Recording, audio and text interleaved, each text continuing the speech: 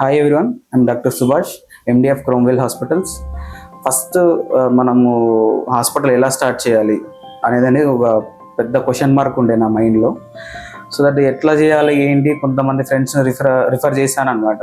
So చేసినప్పుడు మనకు మా ఫ్రెండ్స్లో కొంతమంది ఎవరన్నా తెలిసిన వాళ్ళకు అంటే హాస్పిటల్ డిజైనర్స్కి ఇస్తే బెస్ట్, వాళ్ళు మన ఐడియాలజీని బట్టి వాళ్ళు కన్సల్ట్ చేసి ఇస్తారు, మనమే అన్నీ చూసుకోవాలంటే మన వల్ల కాదు అని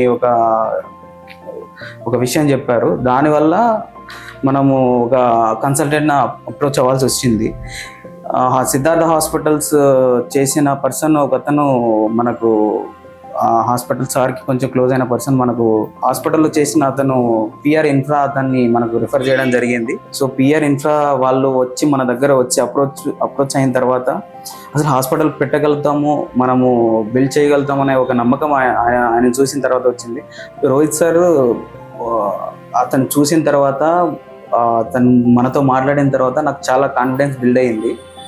సో నేను వాళ్ళకు హాస్పిటల్ గురించి A to Z అంటే ప్లంబింగ్ వర్క్ దగ్గర నుంచి ఎలక్ట్రిక్ వర్క్ వరకు వాళ్ళకు ప్రతి చిన్న పాయింట్ వాళ్ళకు చాలా మైన్యూట్గా అబ్జర్వ్ చేసి మనకు ఎలా చేస్తే బాగుంటుంది, ఇలా చేస్తే బాగుంటుంది అని ప్రతి విషయంలోనూ మనల్ని గైడ్ చేస్తూ మనం ముందుకెళ్ళేలా చేస్తారు వాళ్ళు.